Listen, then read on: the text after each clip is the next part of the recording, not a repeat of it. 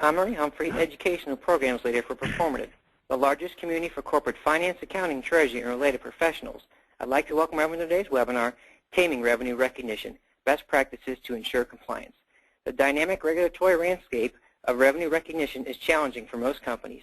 FASB and IASB regulations continue to evolve. CFOs need to stay ahead of these evolving statutory requirements to ensure that their financials and ERP systems can and will adhere to the changing standards. Today you'll discover how your company can create best practices-based revenue recognition processes and get the facts about the latest revenue recognition regulations and their impact from revenue recognition experts and your peers. We'll also hear practical lessons from both a publicly traded company and a private firm that have focused on creating end-to-end revenue recognition processes and find out how they have successfully implemented the latest revenue recognition rules and standards. I'd like to thank NetSuite, whose commitment to thought leadership helps us make this webinar possible and delivered at no cost. A quick note on today's agenda. First, we'll hear a presentation from each of our featured speakers. Then we'll move to the interactive Q&A session where we'll spend the remainder of our hour. We'd like it to be an interactive experience for you, so if you have any questions at any time, please go to the questions area and you go to Webinar Control Panel and send us your questions. We can't promise to get all of them in, but we will do our best and we'll follow up afterwards on any questions we did not get to today. A few logistical notes about today's webinar. A link to today's presentation video recording of the webinar will be sent out to all attendees within 24 hours of the event. Those who would like CPE credits will need to answer all polling questions during the event and should have pre-registered for CPE credit. For any questions on CPE credits, please send an email to cpe@performative.com. Again, we encourage you to ask questions on today's topic via the questions box and you go to Webinar Control Panel at any time during the webinar. Finally, we ask to take a short survey today regarding the webinar. We greatly appreciate your feedback regarding our event today, as we always strive to improve the ROI we offer our event attendees for their valuable time. A quick word about Performative. Performative is the largest online community resource for senior-level corporate finance, accounting, treasury, and related leaders. Performative connects corporate finance leaders to provide instant advice and insights on the tough financial and strategic challenges they face every day. Let's get started by introducing today's first featured speaker, Albert Ryan, Principal Solutions Consultant, NetSuite. In his current role at NetSuite, Albert advises controllers and other finance executives how to solve some of the most challenging issues in back-office management. Albert is an Irish chartered accountant, having trained with Ernst & Young. He has worked as a controller across a range of industries over the past 20 years, including software, consumer products, real estate, and financial.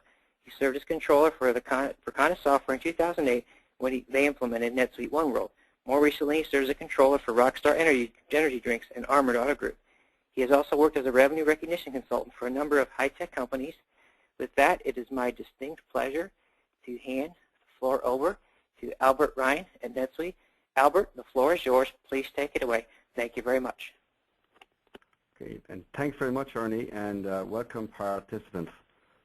To start with, I'd like to share, before we review best practices around compliance with EITF 0801, I'd like to share some background information with you about NetSuite. NetSuite, the company, was founded in 1998, and we went public in 2007.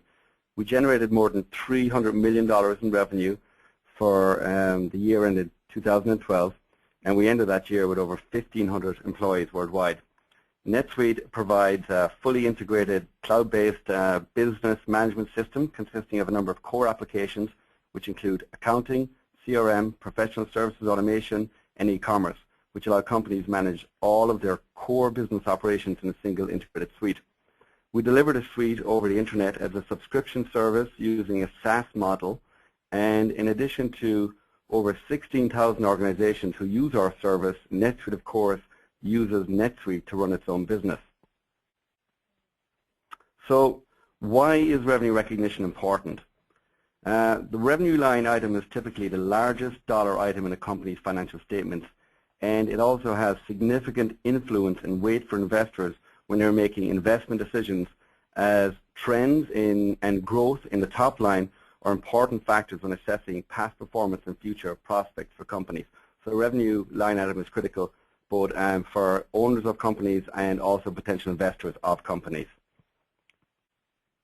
Additionally, the revenue recognition accounting area is a very complex one, and a recent study by the Wall Street Journal noted that revenue recognition issues were the leading cause of financial statement restatements for public companies for the period 2011 and 2012. Additionally, according to a recent U.S. Government Accountability Office report, revenue restatements have a significant impact on public companies. they noted that restatements due to revenue recognition issues resulted in larger drops in market cap, and also for a period of 1997 to June 2002, 38% of financial statement restatements that were studied were due to revenue recognition issues.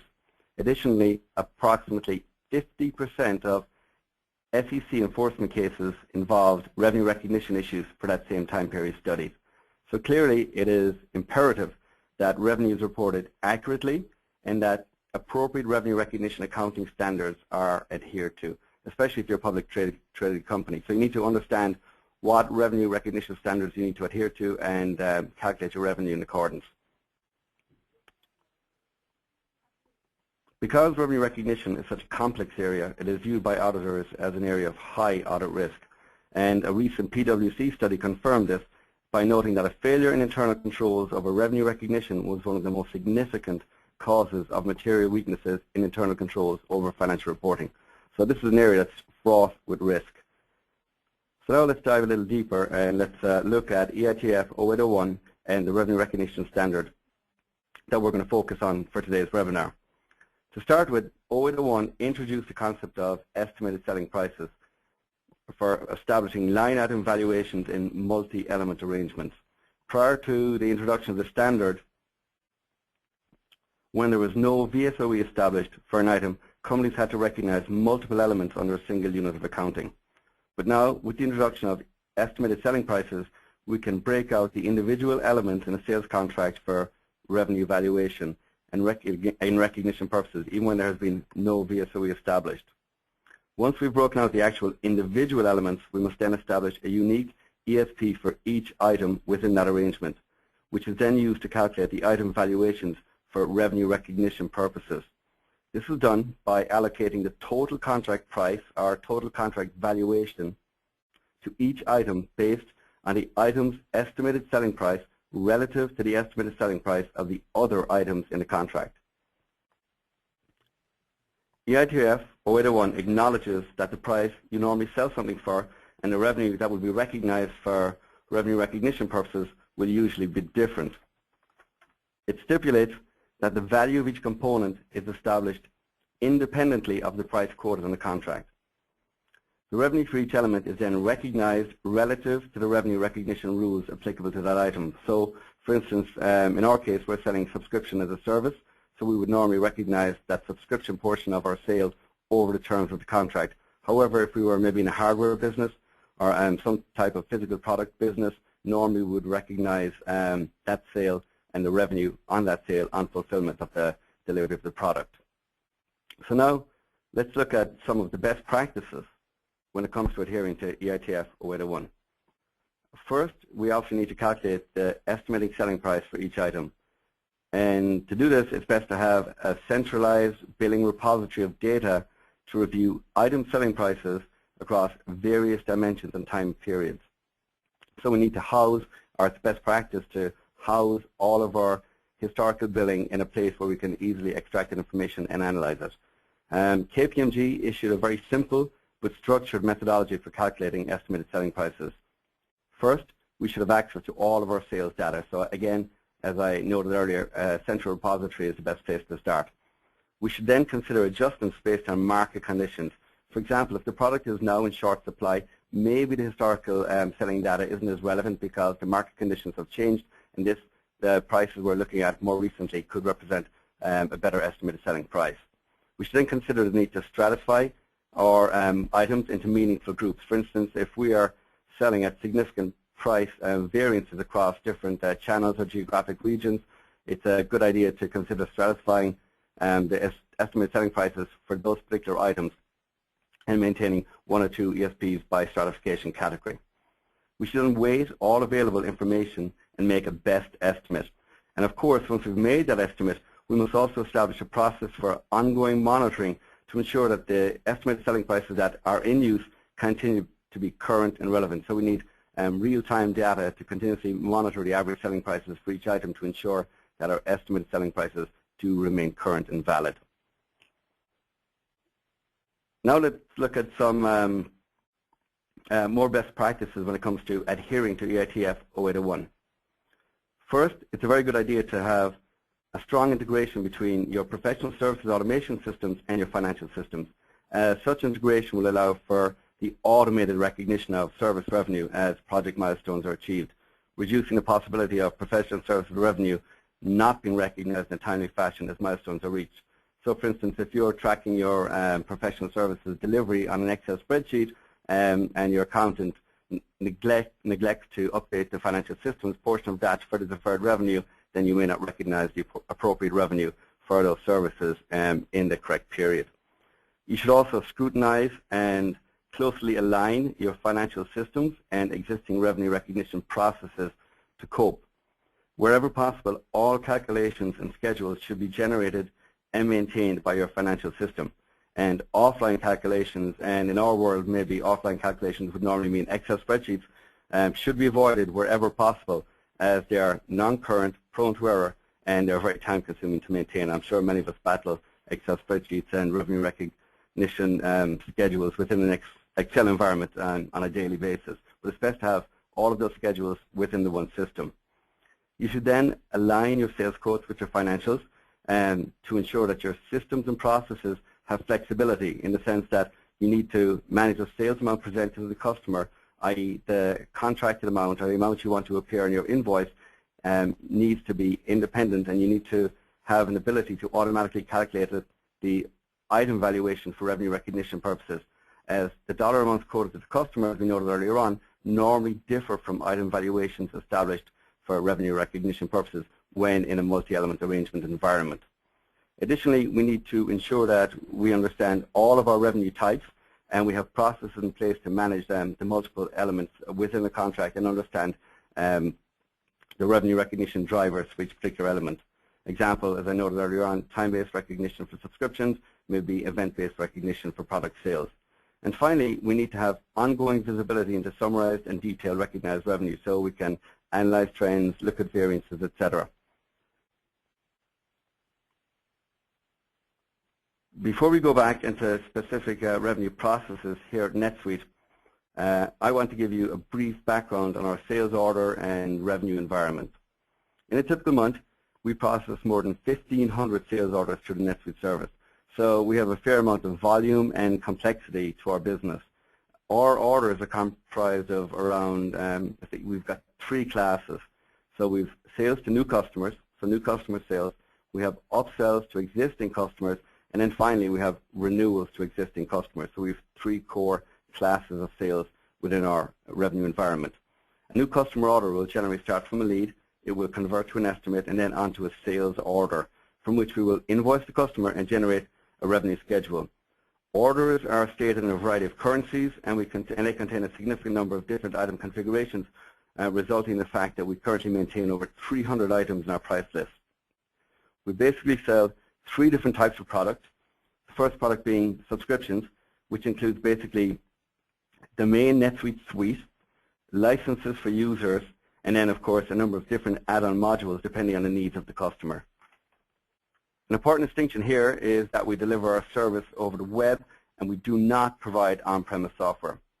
Support items comprise the second group, and these include annual contracts to support the customer's subscription services. And finally, we sell professional service items which cover customization of the subscription service as well as training classes. In regard to our revenue recognition policy, we adopted the guidance required under EITF 0801 in 2010. Since we were not able to, and we're still not able to establish VSOE or third-party evidence, we utilize estimated selling prices for all of our items to properly allocate our revenue for each particular item in a multi-element arrangement. We amortize our subscription revenue over the terms of the contract, while we recognize professional services on a percentage of completion basis. And prior to the adoption of 0801, we were only able to present just a single revenue line in our quarterly and annual filings due to the fact we had not achieved any separability, and ESPs were not available as an option for us to establish that separability at the time. But with the adoption of 0801, we can now report 2 separate revenue lines, one for subscription and support, and then the second one mainly for professional services. Now that we've talked a little about the background of NetSuite and our revenue recognition environment, I'd like to discuss how we actually use NetSuite the service to recognize our revenue for reporting purposes. So everything begins with the sales order within our system. Our sales team actually kick off the sales order process by converting an estimate already populated in our CRM system into a sales order. Sales orders are then routed to the appropriate sales management inside of NetSuite, and they approve the order, which is then routed to the finance team for review and processing. And of course, it's processed assuming all requirements have been met to process, and we'll talk about that later on. Processing includes running the orders through our EITF 0801 bundle in terms of determining if we have any contingent delivery requirements, and ultimately allocating revenue if we have a multi-element arrangement that requires such an allocation. An estimated selling price is populated for every item on our order, and the final allocation is shown on the order as well. Once the allocation decision is complete, our finance team then create the revenue recognition commitments or schedules that come directly from either a sales order or the billed invoices. The difference being commitments cover the entire term of the sales order, while schedules will only cover the billed period of an invoice.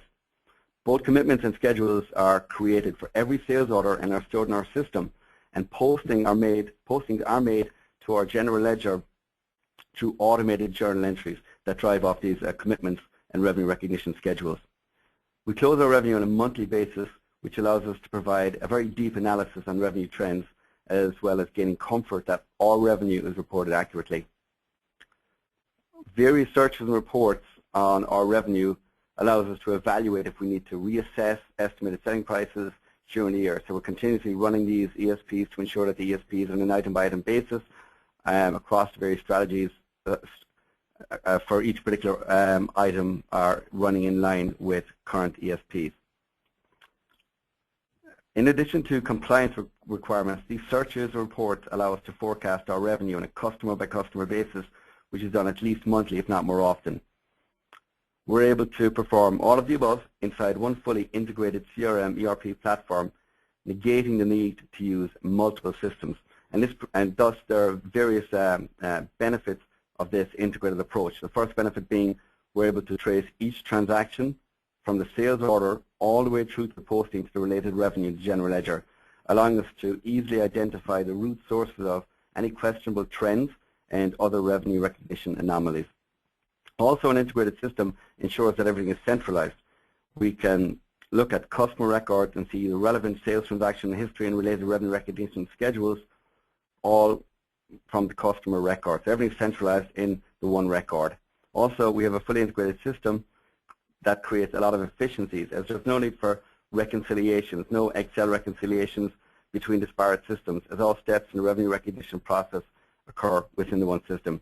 And finally, our system is in real time in the sense that we have visibility into any sales orders that are processed and any revenue recognition journal entries that are posted. There's no batch processing, so everything's updated in real time, so all the reports within the system are as current as possible. This allows us to conduct research, reporting, and forecasting using a very small revenue team.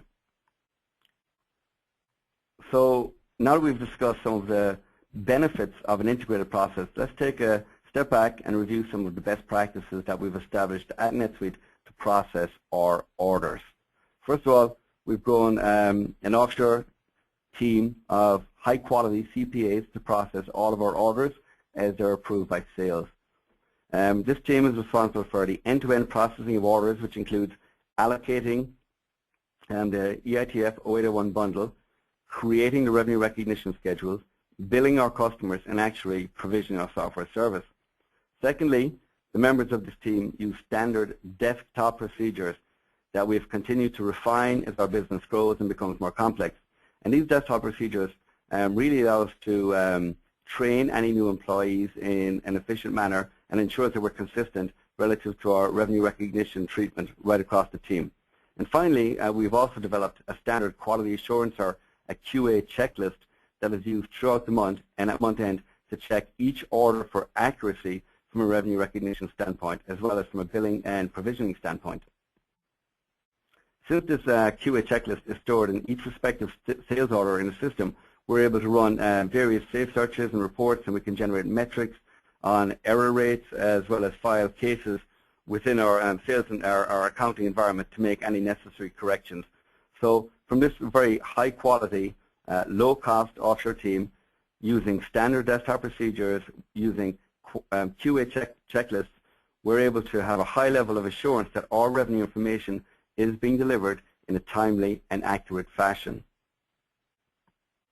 So here you can see an example of a quality assurance checklist that we just referred to.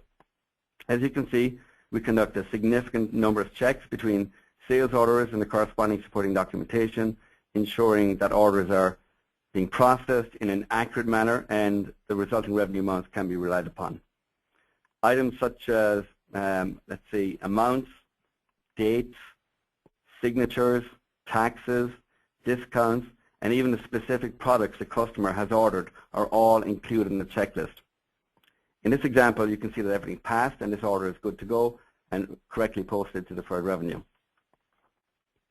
We can use the results of our QA reviews to identify areas in which either our sales or maybe our finance processing team could require additional training. For instance, if there's a common theme where items fail to pass the QA checklist, this will heighten our awareness and we'll go back and change the theme as required, train the team as required. As I previously highlighted, one of the main benefits of a cloud-based integrated CRM ERP system is that it obviously supports a distributed sales force and all of the functions required to process the related transactions. So as long as each user has internet access, whether it be from home or office, they can be part of any activity in the sales process in terms of selling the service, processing the order, or actually analyzing the resulting data. So all users share the same database and have a view into the same centralized data. Our company is taking full advantage of this capability by growing a decentralized sales team while locating our order processing and financial analysis teams in completely different locations. So now I'd like to look at some of the ERP capabilities that best support 0801 functionality and requirements. Obviously, you need to pull large amounts of sales data to establish and support your historical and ongoing estimated selling prices and monitor your estimated selling prices in real time. This data includes sales by item, discount trends, and average selling prices. And because in NetSuite all this data comes from a single system, we have been able to slice and dice by various categories, including currency, location, deal size, customer size, etc., in order to determine if we have to stratify our estimated selling prices. Also, the fact that our system automatically allocates the revenue among the various elements allows us to efficiently and accurately report our revenue with a very small revenue team. So you can imagine if we're in an environment with 1,500 orders, if we had to process each of these manually using Excel spreadsheets, it would obviously take a long time and obviously be prone to error. We wouldn't have the same confidence. And of course then our ERP system allows us to continuously track, create safe searches to ensure that our ESPs are current and relevant.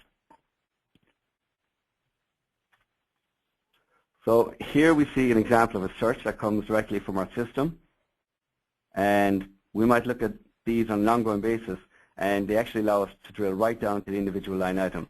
We can see here that the transaction dates, class, currency, and quantity data points can be studied, which allow us to conduct further analysis to determine if we need to make any adjustments to our ESPs.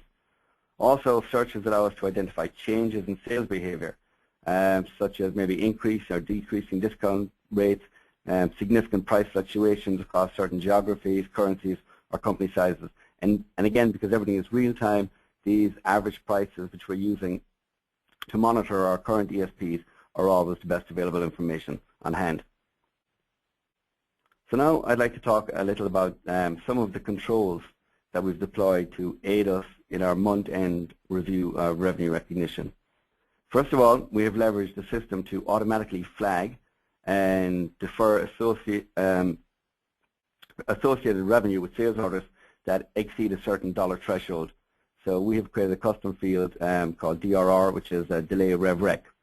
We highlight these orders for further review, and they're routed to a more technical revenue accountant, given that larger contracts often have a greater likelihood of containing provisions that may allow us to recognize revenue or not recognize revenue at the commencement of a contract.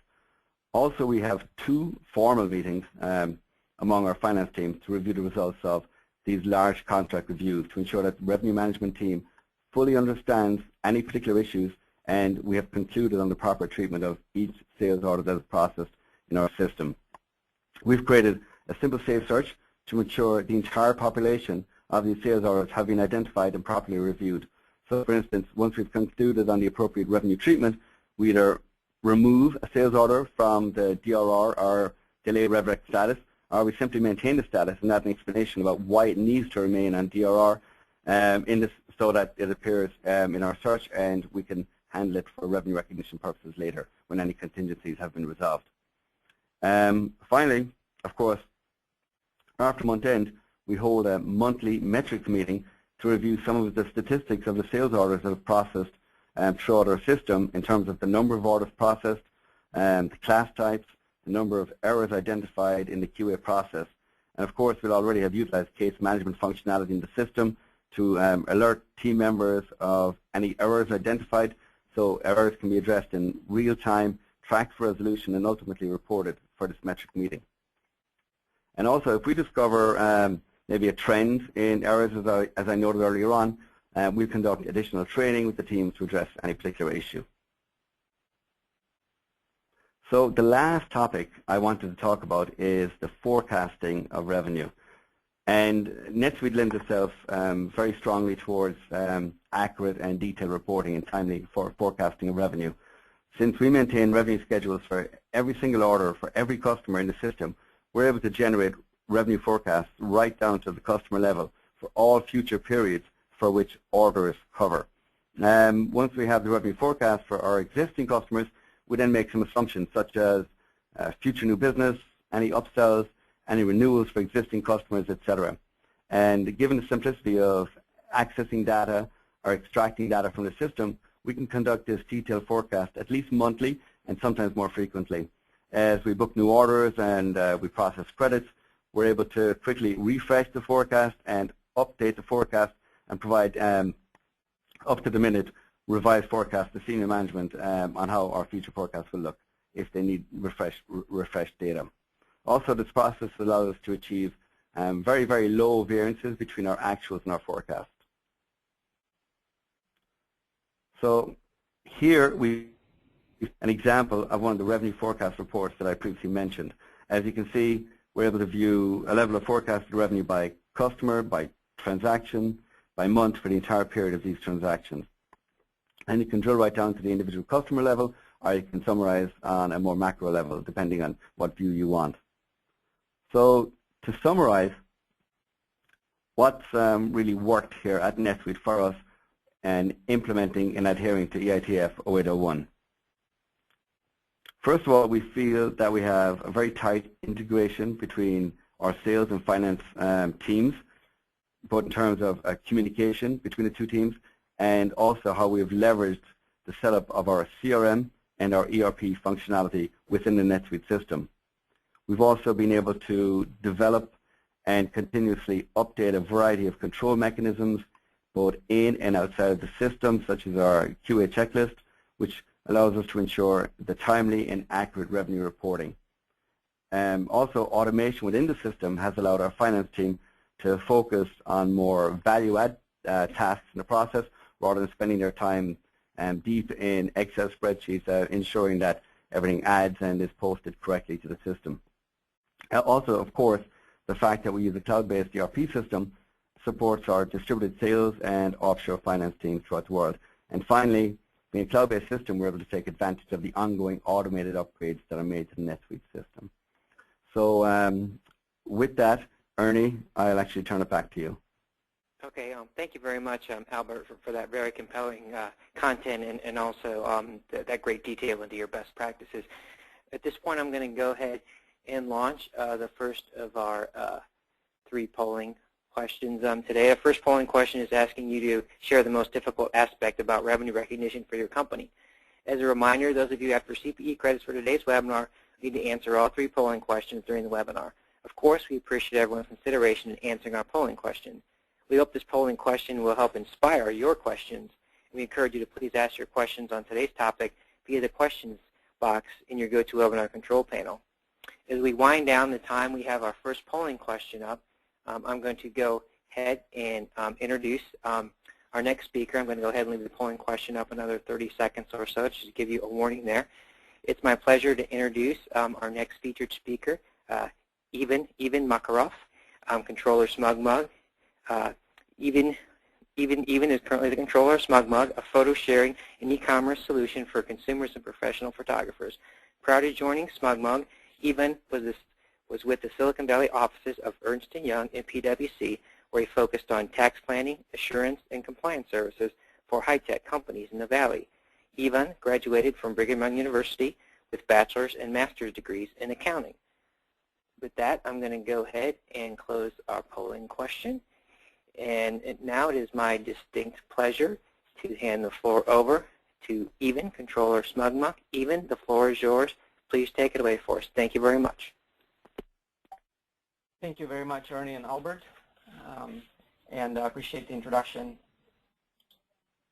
Let me make sure I can. Okay, yes. So a little bit about SmugMug. As Ernie mentioned, I'm Controller at SmugMug. We're based out of Mountain View, California, just here in Silicon Valley, and we've been around for quite some time, since 2002. But the company really didn't start growing until the last few years to a sizable company where they felt that they needed to get serious about their accounting and about revenue and really move over more to the accrual system, accrual basis of accounting. And so once we did that, I got on board a couple of years ago, and revenue was one of the big things that I wanted to tackle right away, because knowing how under which scrutiny revenue comes during the external audits, it was important for me to establish a good basis for our revenue and revenue recognition. And so as our sales are growing, and we're not being currently audited, but that may very well happen soon, as we hire an external auditor to come in and perform a review and audit of our financial statements. And so with those things in mind, I knew that we had to get serious about documentation surrounding revenue and also recognizing revenue on an annual basis. Somewhat similar to NetSuite, a lot of our revenue comes from subscriptions, and majority right now comes from annual subscriptions. So what we do is we offer photo sharing services to consumers and professional photographers alike. I would say about 60% of our customers are consumers that just want to store photos online and have a premium service and privacy controls for where they can put their photos online and how they can display them and customize the look of their website. And then about 40% of our customers are professional photographers who are not just interested in building and hosting their website online, but also interested in having a shopping cart that they can use to sell photos to their clients. And so to get SmugMug service, they buy a subscription, and our subscription ranges from $40 to $300 a year right now, depending on the level of service. And with those prices in mind, you can imagine that most people, actually 90% right now, prefer annual accounts when they buy their subscriptions. And we get their money up front, but the issues with that is that we also recognize other kinds of revenue. So we get cash in our bank account that arrives from our merchant. We process all of our transactions through credit cards online, and then that cash has to be separated into what we derive from subscriptions, as well as what we derive from commissions that we collect on sales. So when professional photographers make sales to their customers, we take a commission on that sale, and we can recognize that immediately as revenue because we've earned that revenue. But the difficulty comes when we're talking about annual subscriptions because we have to track that and because of what happens later to that revenue.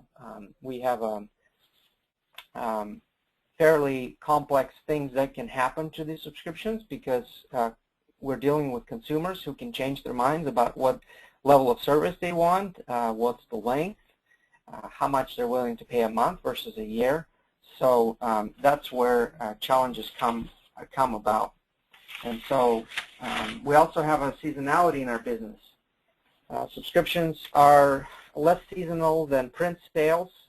We do find that a lot of people buy subscriptions to our service around the holidays or right before vacation as they're about to go on a trip to Europe. They want to have a place where they can upload the photos and share them privately as they travel around.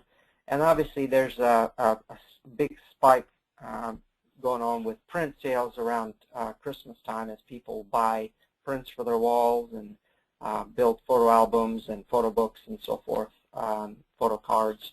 We're right now in the middle of that busy season as leading up to the early start of December. And so what got me concerned about revenue, and the reason why I wanted to get a more complex solution and a more accurate solution, was that accuracy.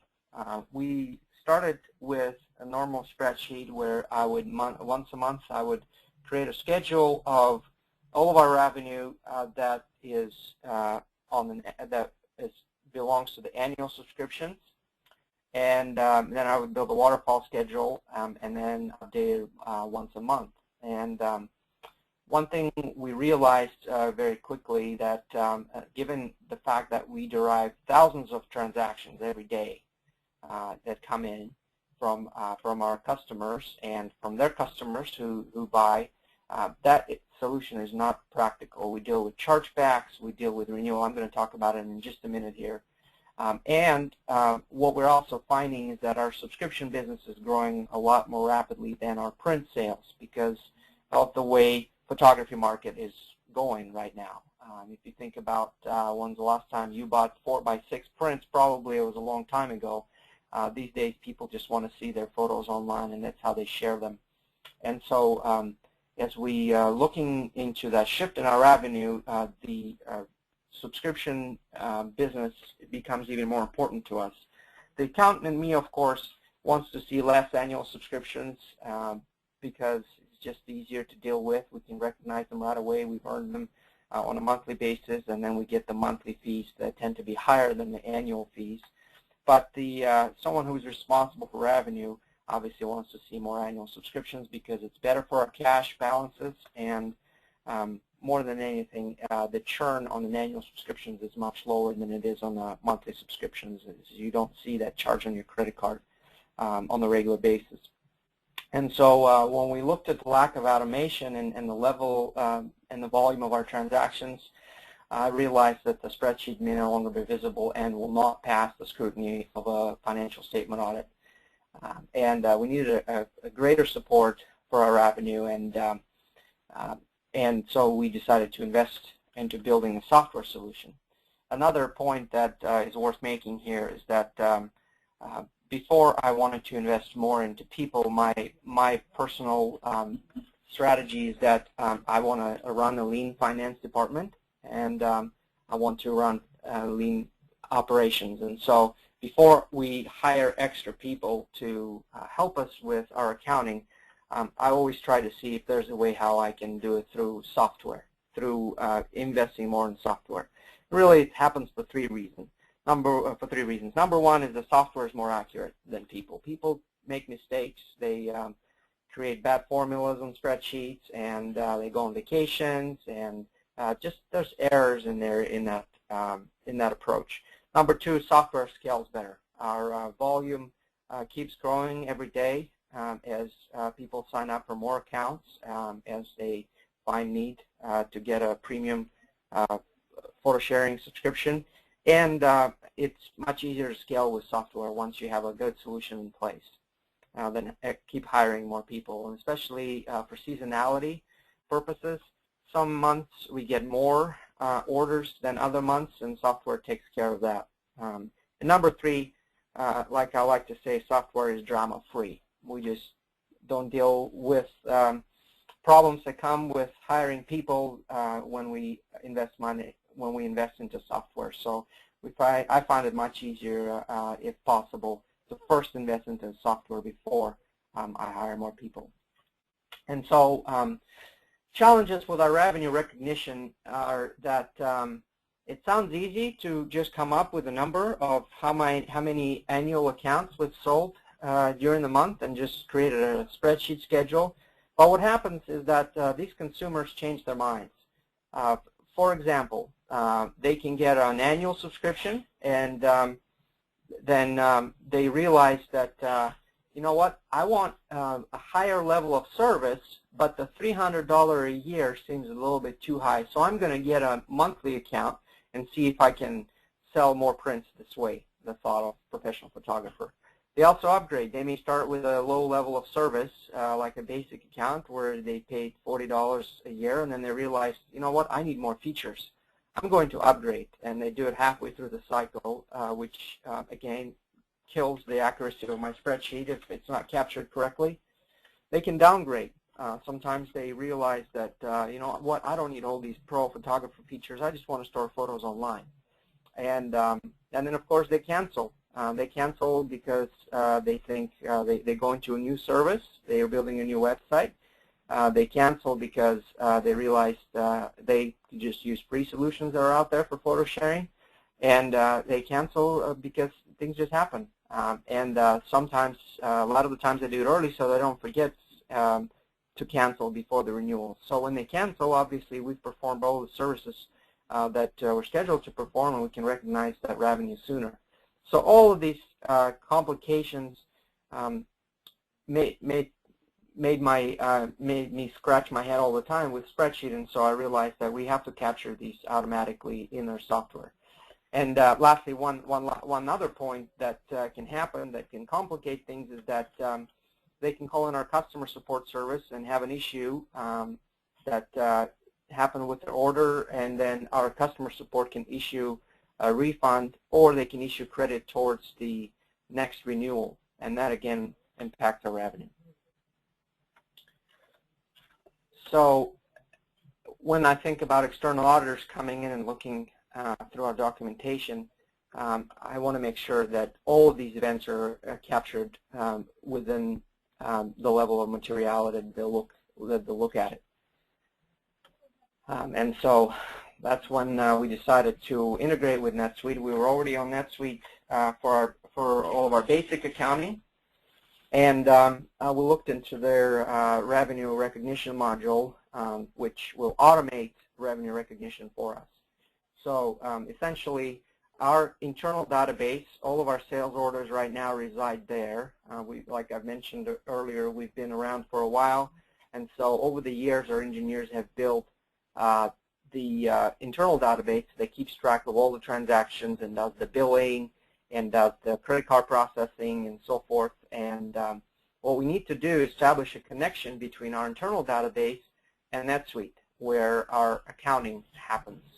And this can be done through integration via API, where revenue schedules will get automatically generated based on the transactions that get captured via API. And once these transactions are captured, journal entries are created to defer revenue, which greatly will automate our close, and make things flow smoother and faster, and more importantly, it will be accurate. And then it will not only capture the events that happen on the sales side of things when we sell an annual subscription, but also on the other side of things when that subscription gets changed over time. A very useful and a much more safer way for us to do this. A few things I want to mention here that we've found the best practices. Like I mentioned earlier, we trying to see what we can accomplish through technology before we go out in the marketplace and try to hire new people. We're in Silicon Valley. It's a very competitive market. It's very hard to find resources that can understand and they can help us to scale our business. It's a hard place to find good accountants. Number two, revenue reporting is critical, and it can help build case with your executive team, with your board, and with other things. That's something that's has a very quick returns when you just mention the headache that you may have to go through with external auditor if the revenue is not done correctly and how it will delay the audit and just create all kinds of issues if it's not done right in the first place. And lastly, the third point is we're going through the integration of our internal database with NetSuite. I found it to be very useful to involve your engineering team very early in the process. Sometimes we think that we're just in the planning stage, it's just strategy, it's just revenue recognition, it's just accounting things, but in my experience, the sooner I bring an engineer on board, here at SmugMug we have a dedicated finance and engineering team. Work with two engineers who work entirely on the finance-related and accounting projects who help us to deal with that side of things. They, over time, acquired some knowledge of how accounting works, how taxes work, and I've been working on them on various projects. And the sooner I get them involved in the process, the faster the process goes. Because as someone who deals with finance, I don't always understand how our internal systems work, informational systems and accounting systems, and what's the best way to integrate the process. But they understand that, and they rely on the technical knowledge of how entries should be made and how taxes should be charged and so forth. And I rely on them to make sure that it's all captured accurately and materially correct when I compare it to the cash collected and so forth. So my advice when you're starting in this process, do it as early as you can and get an engineer on one of those early calls with an integration team from NetSuite or any other system you're using. And with that, Ernie, I'm turning it back to you. Oh, thank you very much, Evan, for your great content and insights. I'm now going to go ahead and launch our second polling question. Is asking you to share the biggest concern around revenue recognition at your company. As I have this polling question open, I'm going to go ahead and begin the Q&A portion of the webinar so we can take full advantage of the access to the great experts that we have today. Again, those of you after CPE credits for today's webinar, you need to answer all the polling questions during the webinar. And again, we encourage everyone to ask your questions at any time during the questions box in your GoToWebinar control panel. I'll direct our first question to Albert. Someone's making a comment. Their company is still small and they're growing very rapidly and still using spreadsheets today. At what point would it make sense for them to have a more sophisticated RevRec solution? Are there any milestones in terms of revenue and other indicators that would tell people they're ready for a more complicated, or more sophisticated solution? Thanks, Ernie. You know, I think this really mirrors the use case that Ivan gave 2 while ago, and maybe Ivan can also comment when I'm finished, but I would definitely take a cost-benefit approach. I would look at the risk of errors, you know, as volumes in the business increase and the time I'm managing this offline system also increases, because you certainly have to weigh the benefit and cost from both a quantitative and qualitative standpoint. And a revenue system will automate your processes. It'll give you a sense of security over your accuracy, and it'll obviously free up man hours to focus on more value-added tasks. So I don't know, from a volume standpoint, it depends on the complexity of the revenue recognition issues. You know, it's hard to say, but maybe once you start getting into schedules with 5 and maybe 500, 700, 800 amortization waterfalls, maybe it's time to start thinking of using an automated system and take a cost-benefit approach. But maybe Ivan would like to comment on that one too. Yeah, Albert, I definitely agree with that approach. I think there comes a point when you start finding errors in your spreadsheet and you realize that, okay, that is going to create a headache a little later down the road. When the reconciliations are starting to get really complex, that's the time to start thinking about it. And lastly, I think that's one of the areas where you can work with those external parties who need those reports and need more accuracy around revenue, and have your revenue be more on a GAAP basis. If you're not being audited right now, what are the chance that you will soon be audited? Is that something that the bank requires? Is that something that investors may require, that external audit is completed? And then once you have that vision in mind, it's time to get more serious about it and also work closely with the auditors and see what their expectations are around that area. And I don't know if there's a magical number in terms of revenue, but again, it's just a cost and benefit analysis. Yep. My next question, your way. someone is communicating different areas of their business are governed under different RevRec guidelines. What recommendations do you have to ensure that they are complying with all the guidelines appropriately and consistently? The actual answer is quite simple, in the sense that you must, first of all, understand, the various lines of business in your organization, and then simply engage your auditors early and as often as required to ensure that you are adhering to the correct guidelines. So as soon as you have any significant volume and you need to start adhering to GAAP, you should engage your auditors, seek advice, and ensure that you consistently apply the guidelines as provided by your auditors. So just seek advice. Okay, great. Let me kind of follow up on that question regarding auditors. So can you speak to the type of communication you have with your auditors? Do you engage them as you're setting up your ESP? What kind of interaction goes on there? And then what is your best practice for when to involve auditors and how much to involve them as you're setting and maintaining those prices?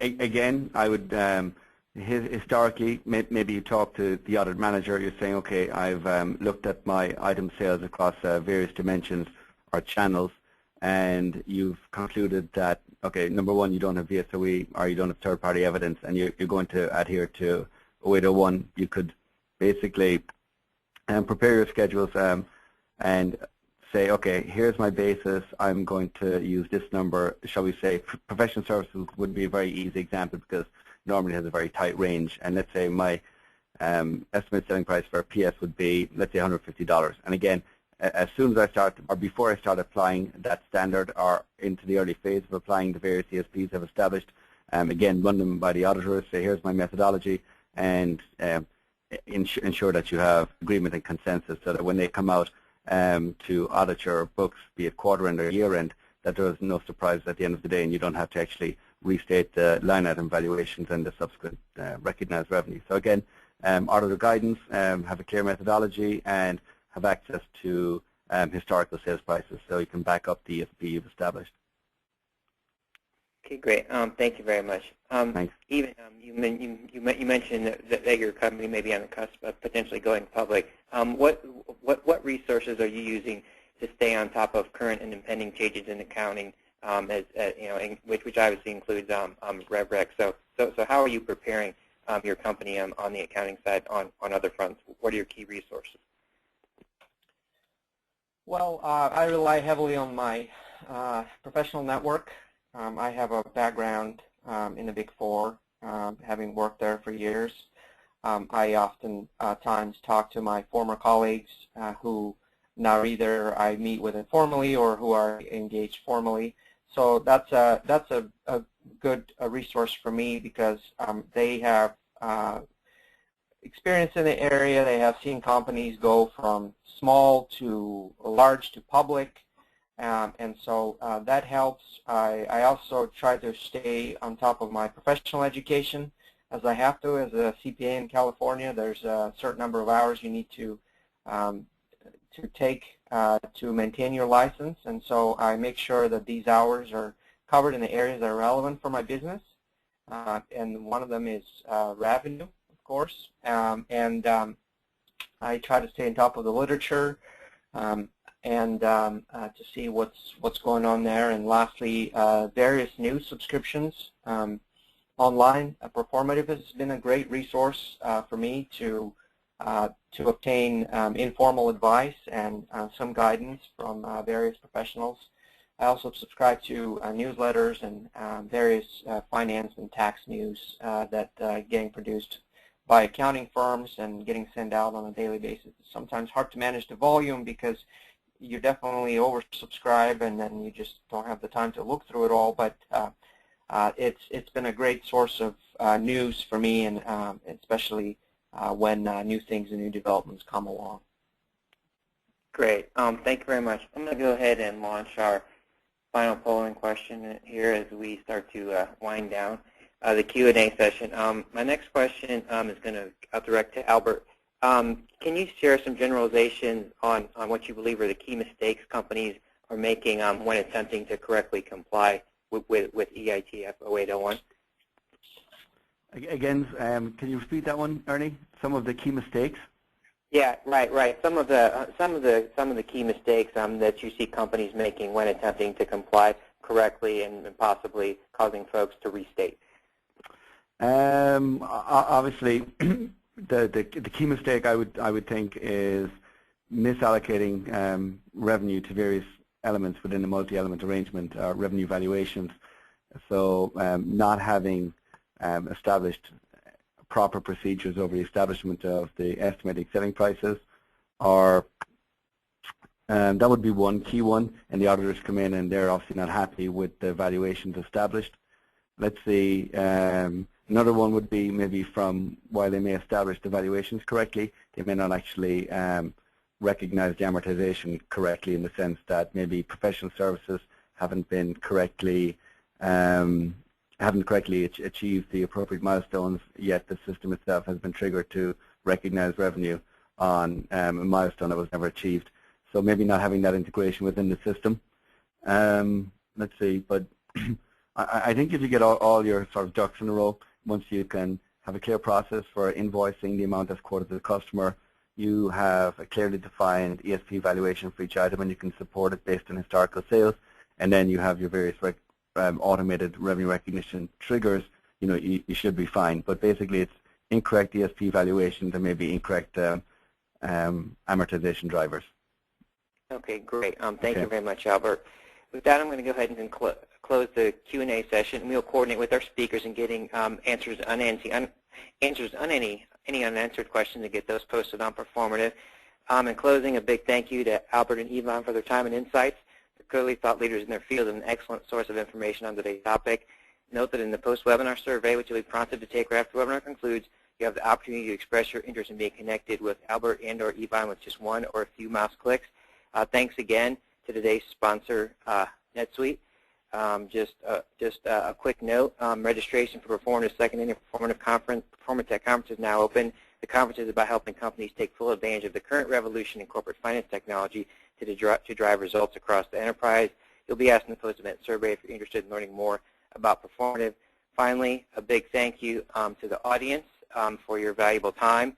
We hope to see you again at another Performative event or online at www.performative.com. Make the rest of your day great, everyone. Thank you. Thank you.